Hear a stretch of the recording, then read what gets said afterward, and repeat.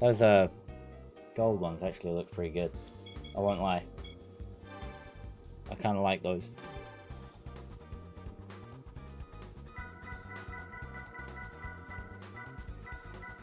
Yeah, there's nowhere else I can go with this apart from Turbo and 80s Cup, but we've already done 80s Cup.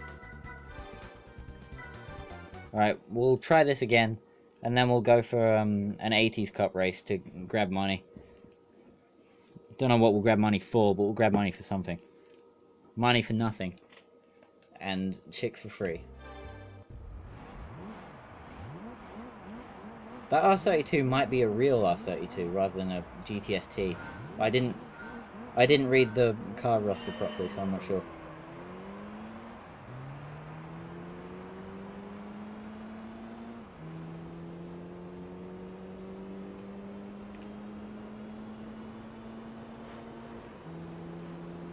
Alright. Here we go. Ultimate dive bomb attack. No, it's definitely a GTST.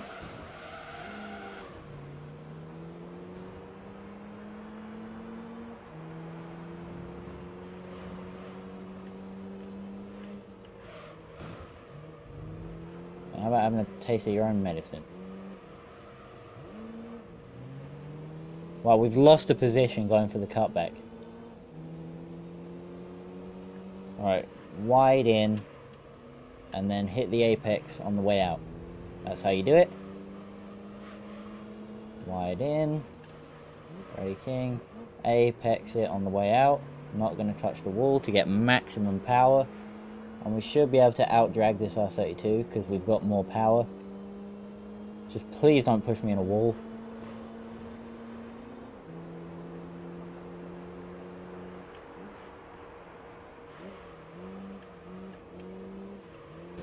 Get a speed bump coming out of that nice tight corner there. And he's just disappeared.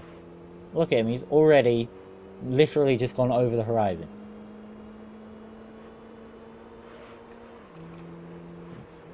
Speaking of Horizon 3 is coming out, but I still think that the only good Horizon is the first one, even though Horizon 3 isn't out yet for me to tell. It's set in Australia, so that gives it bonus points, but I don't think it will have, like, it'll probably just be Horizon 2 but in Australia, which I found uninteresting, to be honest. That's my opinion on that. With 4 seconds down, nothing we can do. There's really no point carrying on with this race apart from to get money for brakes. Or we could get a turbo. Because I want a big turbo. We'll put a turbo on it.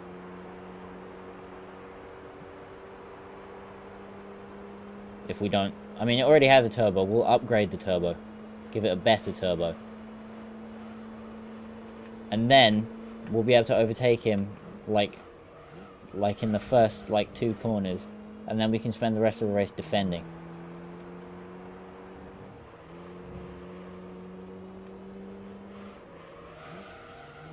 Because if there's one thing this game does well, it's overly long start-finish straights. So if we have the turbo, we can make up all of the time that comes from starting last in that time, I guess. Well, that's the plan anyway.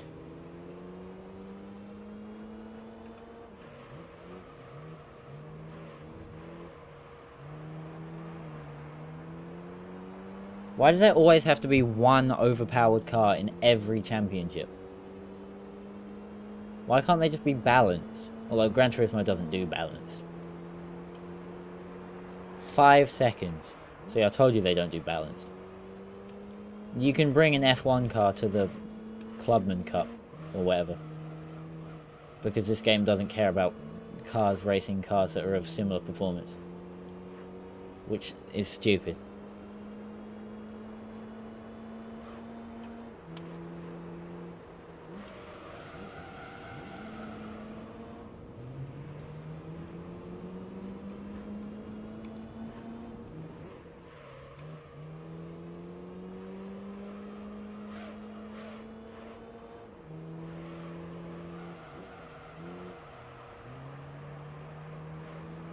I'm thinking of going for a shorter session today, just to make up the couple of days that I haven't got recorded for, if that makes sense.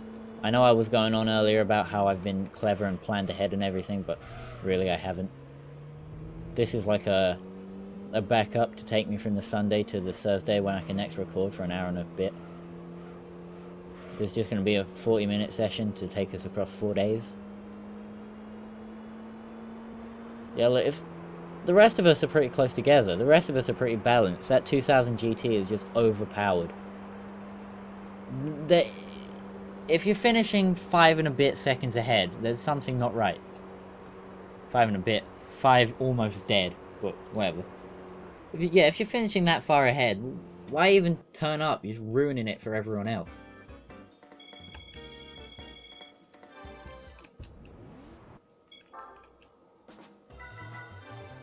I sincerely hope I haven't been in a race where I've been 5 seconds ahead, or that's going to be an embarrassing statement.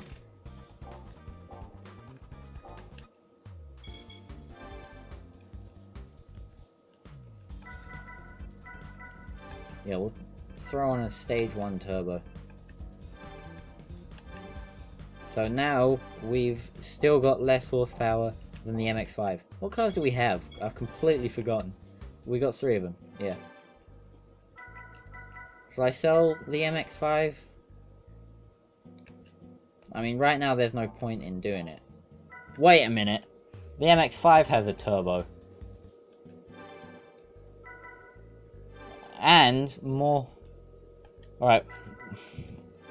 Yet again, we're using our Mazda MX-5 to bail us out of a situation where a car that I actually want to drive is completely failing. We've really driven the MX-5 too much. I'll have to sell it and do something about this whole Mazda is overpowered situation.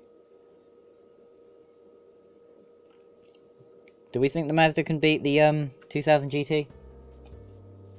Hopefully. If it can't, we're going to have an issue.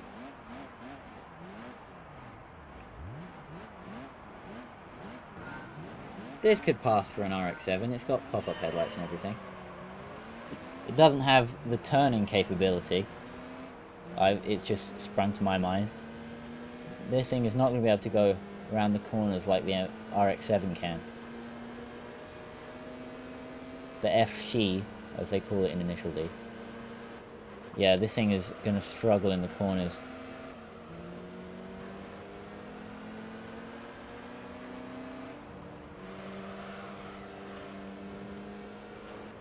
Excuse me, but you had no chance at this race anyway, so I'm just going to bump off you to... Look, whenever I show up in the MX-5, the AI are always like at least a second slower than they normally would be. What's going on? Does this game just have some sort of bias for the MX-5 because it was so popular at the time? I mean, implying it's not still popular. The new MX-5, the FD, the ND, looks horrible. It's just...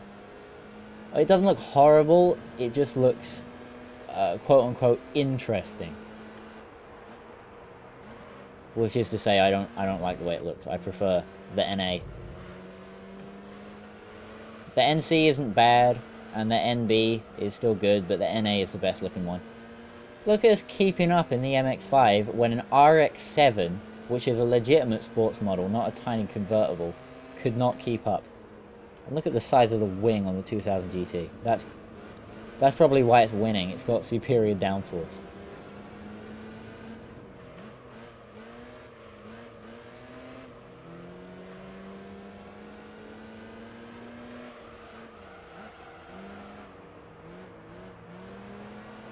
Come on, I can beat him in the straights. I know I can.